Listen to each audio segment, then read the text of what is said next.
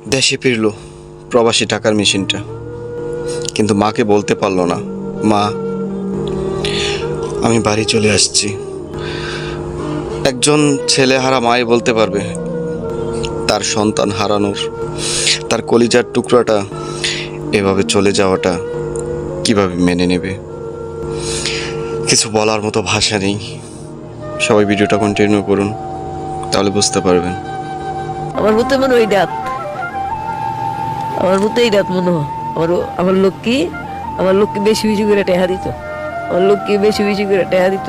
আমি যেমন কষ্ট না পাই, আমি যেমন বেশি বেশি করে খানা খাই। আমার ছেলেবেলা আইসে না, আমার বউ রাখছে না।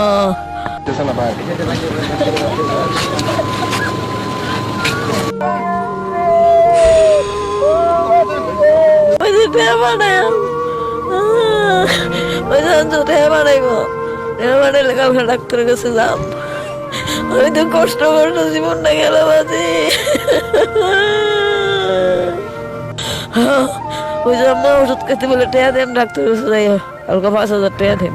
টেয়াটা ভাড়াইতে দিরিও তোকে ওই তো লইয়া যাই, আমি কালকে আঞ্জেলা ভাড়াইম। টেয়া 10,000 ভাড়াইম, 5,000 খরচা করবে আর 5,000 তো ডাক্তারের কাছে যাইবে। কইছি তো বেনালা দইরা ডাক্তার কাছে যায় আনজি এক বিড়িতে 5,000 টাকা আই না। তোকে বলে ডাক্তার কাছে তো আইয়াছিল ফোন দেন, আইয়াছিল ফোন দিতেছি রাত করে এসে রুখবো। ফোন আর উঠানা বাসি কই উঠাবে, মানে অ্যাক্সিডেন্ট মারা গেছে। 5,000 টাকা উঠে